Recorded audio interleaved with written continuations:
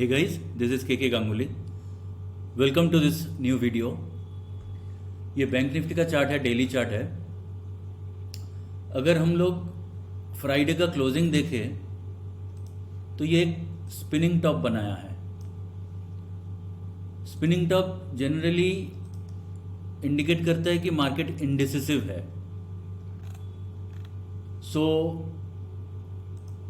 मेरे ख्याल में अगर मंडे को इसका लो ब्रीच होता है, जो फ्राइडे का लो है नियर अबाउट शायद 360 या ऐसा कुछ है, 40,360 करीब, हाँ 362 करीब है.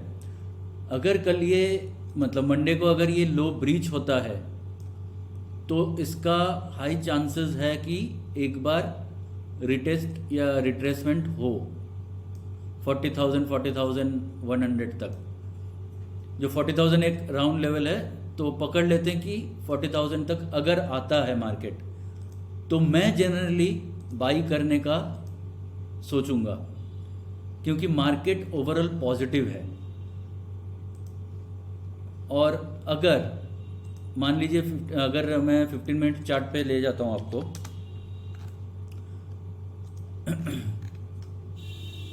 अगर ये लो को ब्रीच करने के बाद कोई प्राइस एक्शन यहाँ पे बनता है बेयरिश, तो मैं पुट लेने का सोचूंगा. तो ये लेवल तक आ सकता है, जो 40,100 40,000 करीब, या ये लो तक एक टारगेट मिल सकता है. क्योंकि मार्केट बहुत रैली दे चुका है तो एक बार आ सकता है. और ये जो गैप बनाया पर्टिकुलरली, ये गैप को एक बार फिल कर सकता है. तो इससे मार्केट, मेरे को लगता नहीं है कि मार्केट बेरिश हो जाएगा, लेकिन ये जो गैप है, ये गैप शायद फिल करने का कोशिश करेगा मार्केट.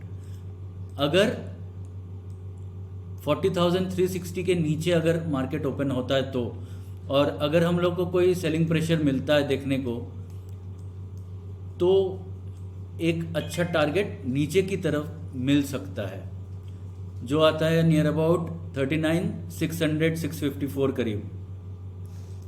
और अगर ऊपर का टारगेट लें हम लोग,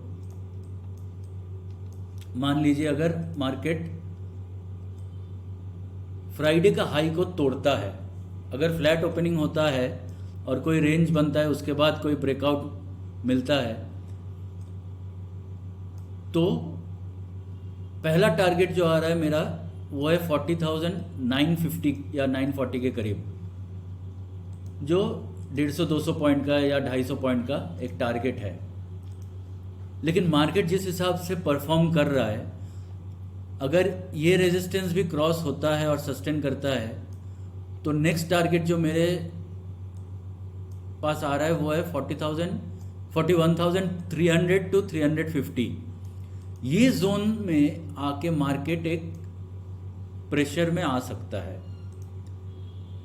तो होप आपको ये समझ में आया है. अगर मार्केट 40,360 या 350 के नीचे ओपन होता है और कुछ नेगेटिव प्रेशर बनता है बेरिश, तो हम लोग का एक 39,000 या 40,000 का करीब एक टारगेट बन सकता है. और अगर ये 40,700 के ऊपर या 750 के ऊपर सस्टेन करता है, तो पहला टारगेट जो है 40,950 के करीब. अगर आप देखना, अगर 40,750 या 60 के ऊपर ओपन होता है तो ये टारगेट बहुत जल्दी आ जाएगा. और इसको ब्रीच करने के बाद 41,350 अपसाइड. तो निफ्टी में मैंने दोनों का टारगेट दे दिया. चलिए देखते एक बार बैंक निफ्टी में दोनों का टारगेट दे दिया. चलिए अब निफ्टी देखते हैं. निफ्टी का जो डेली चार्ट है, ये ऑलमोस्ट हाई के करीब है, जो कि 18,004 के करीब. निफ्टी भी स्ट्रांग ही लग रहा है, हालांकि ये थोड़ा बेरिश कैंडल बना है. अगर निफ्टी भी इसका लो तोड़ देता है, ये जो फ्राइडे का लो है, तो पहला जो टारगेट है वो है उससे पहले दिन का लो, जो है आपका 8 सितंबर का लो है 17,695.